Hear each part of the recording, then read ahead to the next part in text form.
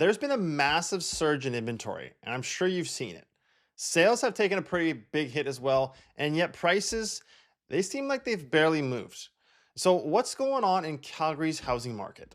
This month's data kind of tells a surprising story, as Calgary has officially shifted to more of a balanced territory. But depending on where or what you're buying, it might still feel like a seller's market. In this video, I'll walk you through what's driving that shift, what's actually happening on the ground, and what it all means for you if you're buying, selling, or just trying to make sense of it all. And buried in this month's numbers, there's a record that caught even me off guard, and it could really shape the rest of 2025. And I'll show you what that is a little later in the video. Real quick though, if we haven't met, I'm Richard, a Canadian real estate agent, and I'm here to break down this market in a way that actually makes sense. No fluff, just real data and insights. And if that sounds helpful, hit the like and subscribe so you're always in the loop. Now, we'll get into the actual Calgary numbers here in just a second. And there's one that really stood out to me this month. But before we get there, it helps to understand what's driving this shift in the first place. And to do that, I want to shift your attention to a more national, I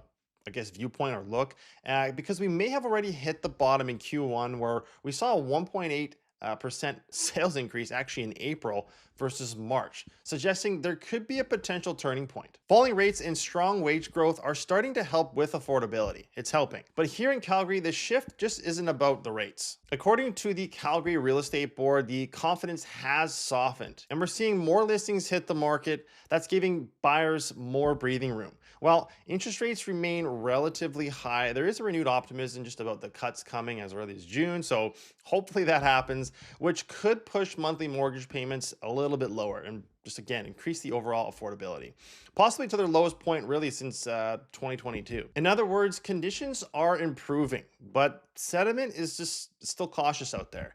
And that's creating kind of a weird space where there's more options, there's less urgency, both buyers and sellers asking, should I move now or wait? And to answer that, once we do look at what's happening here across Calgary, it'll make more sense, I promise you. And I'll just share what this means if you're thinking about buying, selling again, or just sitting on the sidelines, because depending on your price point or your property type, your approach might need a bit of a shift. So first, let's just take a closer look at what's actually happening in Calgary right now. And to do that, let's break down some numbers here for the last month. So we got sales here. Previous month was 2,236 homes sold, which is down 22.3% year over year. And then the new listings, they're up 15.7%, which is at a total of 4,038. And then the total inventory on the market right now is 5,867 homes on the market, which is that big increase we saw, which was 115%. It's crazy. And then the months of supply, we're up to 2.62, which is in balanced territory for the first time really in a while. And then the benchmark price is sitting at $591,100, which is down slightly from March and down 1.4% since last April. The key thing that comes to mind when I hear all these stats is balance.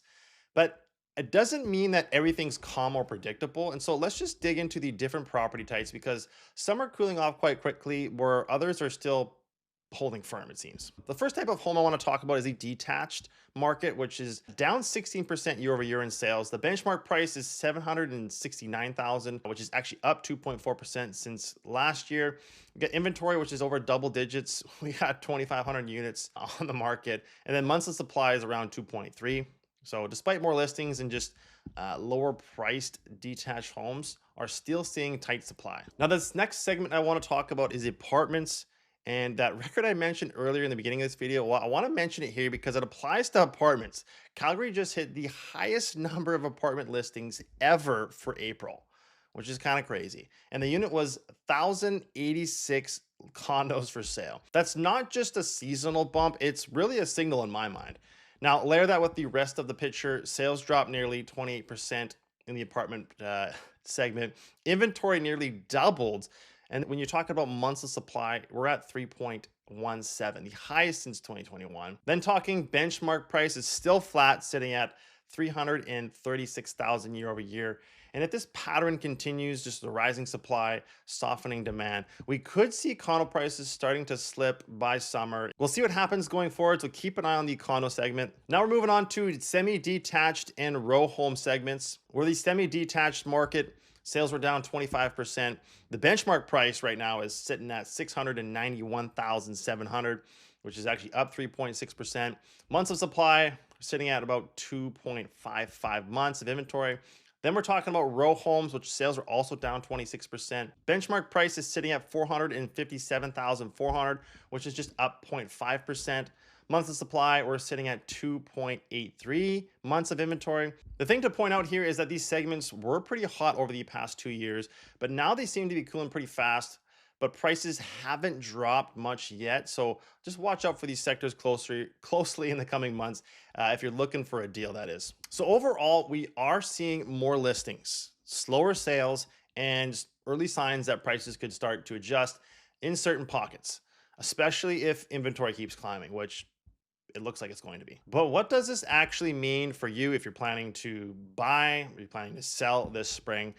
So let's break that down. If you're a buyer, you got more breathing room right now than we've seen over the past year. There's more inventory, which means more options. That's not a bad thing. And because we're into more of a balanced market, there's going to be less pressure just to rush or bid way over asking. That said, it's still competitive in some areas, especially if you're looking for an entry-level detached home or townhome, especially in the south and northwest sections of Calgary. But if you're shopping for apartments or just something in the higher price points, you might actually have some negotiating power here. Just one heads up though, if interest rates do drop next month, like many are expecting, we could see more buyers jump back into the market, and that could really shift things pretty quickly for you. And if you're a seller, the days of listed Friday, sold by Sunday are starting to fade, really, unless you're under that 600,000 mark in really hot areas within Calgary. So here's the playbook that I would use.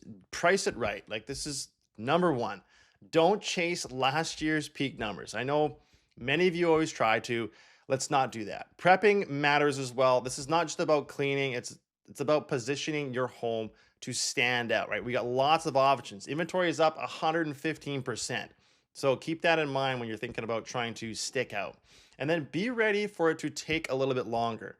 The homes that are averaging about 29 days on the market right now, which is up from 20 this time of last year. So it's taking a little bit longer to get your home sold. So if you're planning on to list in, let's say, the end of this month or June, now is the time to get your strategy dialed in. We're still in a balanced territory for now, but when you zoom out, you can feel that there's a bit of a tug of war going on in the market, right? And that brings me to some final thoughts of just worth keeping in mind, no matter what side of the deal you're on. There's tension in Calgary's market right now. There's no question.